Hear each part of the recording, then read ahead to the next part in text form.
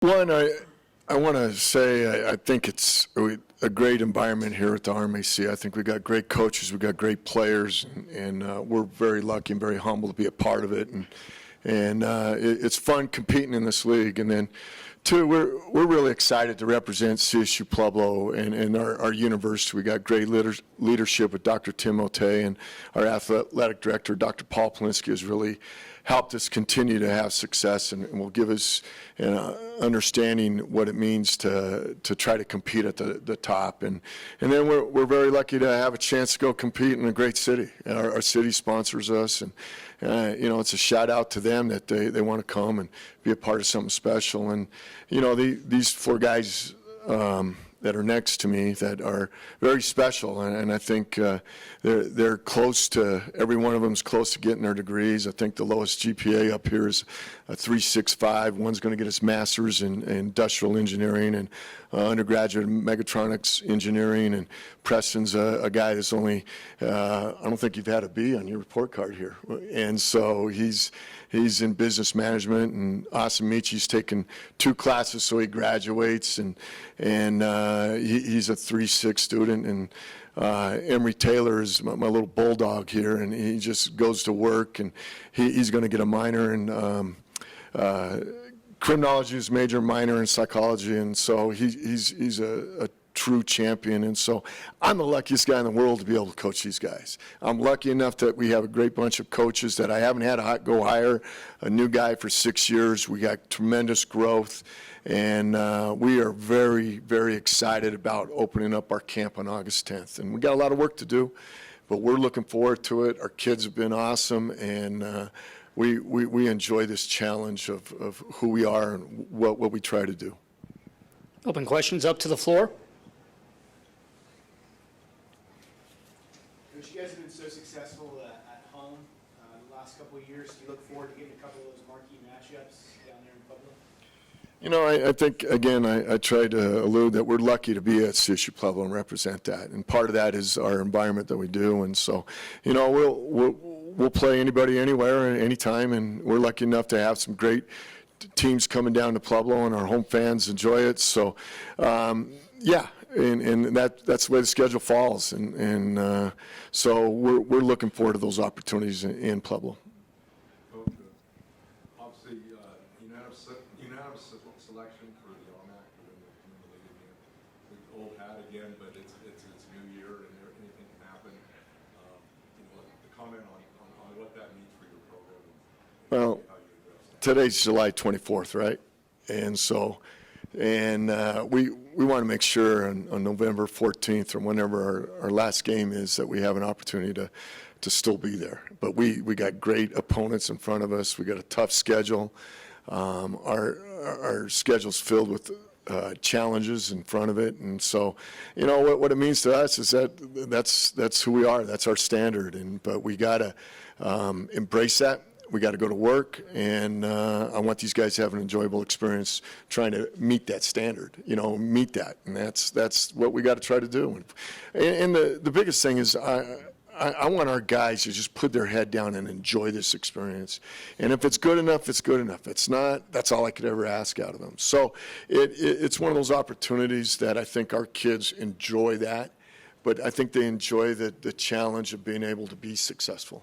And we try to be relentless. We're going to be relentless. We're going to be 60 minutes of putting our head down and go to work. And that's we can represent that over 11 games. Just for the players on the floor, what's the challenge of being successful, knowing that you have the bullseye on your back every year? Like you're the RMAC preseason team to beat. What is the challenge of having that bullseye on your back every year? I would say just embodying and embracing that role is I know all of us up here are big leaders on the team, and we try to bring those younger guys along, and they may not exactly know the culture coming in, but they quickly learn it.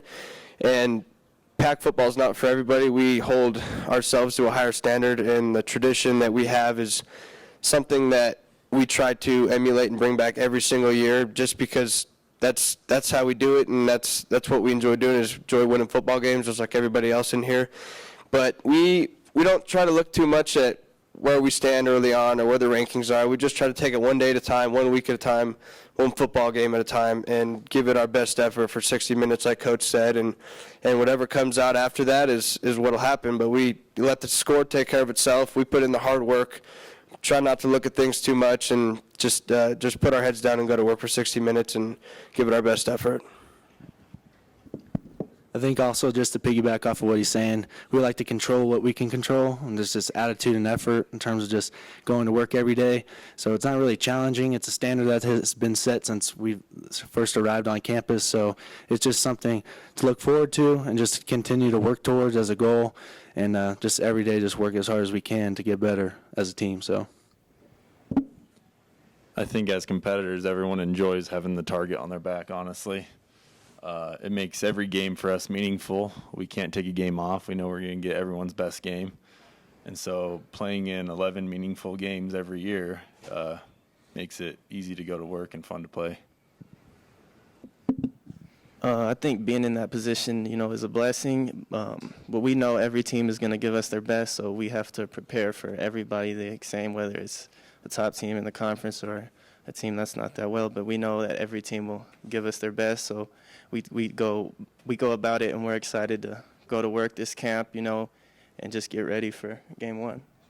Coach, biggest thing is right now quarterback battle. Do you think that's the biggest concern heading into the season for you guys? Well, I think it was one of the, I think in all reality, I think our spring and our summers, we had a great competitive spring, probably the most competitive spring we've had there.